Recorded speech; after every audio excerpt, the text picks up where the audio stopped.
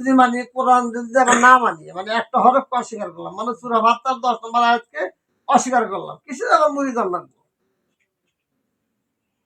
কিসের আবার গুরু ধারণ লাগবো নামাজ পড়বো কোরআন পড়বো হজ করবো জাকাত দেবো ইত্যাদি ইত্যাদি আবার গুরু ধারণ করবো কিন্তু একটা বললাম না কালেমা পড়ে আপনার বাতিনি ইলম শিক্ষা করতে হবে সূরা মারিজের 23 নম্বর আয়াতে আল্লাহ বললেন দাইমি সালাতের কথা বলছেন ইন্নাল্লাযীনা হুম আরসালাতিল আলা দাইমুনা সূরা মারিজের 23 নম্বর আয়াত কি বললেন যে তুমি দাইমি সালাতকে প্রতিষ্ঠিত করো এই মানব দেহের ভিতরে দাইমি সালাতকে প্রতিষ্ঠিত করতে বলছে সেটা গুরুর কাছ থেকে জানা করতে হবে কিভাবে করতে হবে পাঁচান পাঁচ দাইমি সালাত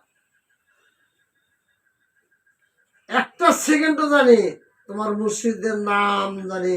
সাইট হয়ে না যায় এর নাম হলে দাইমি সালাত সকল ইবাদতের উত্তম ইবাদত সকল ইবাদতের উত্তম ইবাদত আমরা নামাজ রোজা হজ যাকাত কালেমা যাই কিছু করতেছি তার ঊর্ধ্বে হলো দাইমি সালাত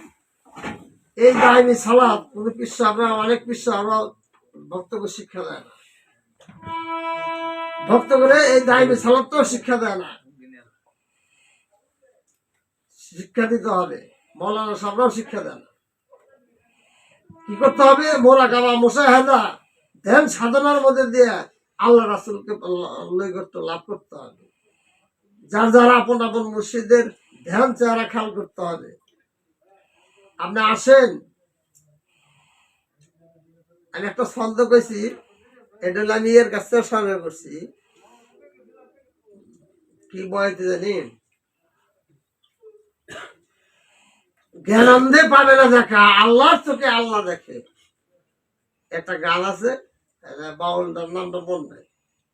ওই থেকে পয়টা সন্দেহ জ্ঞান অন্ধে পাবে না দেখা আল্লাহর চোখে আল্লাহ দেখে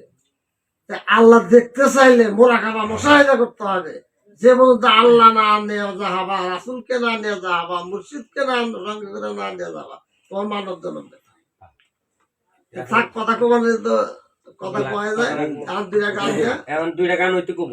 কিন্তু আমি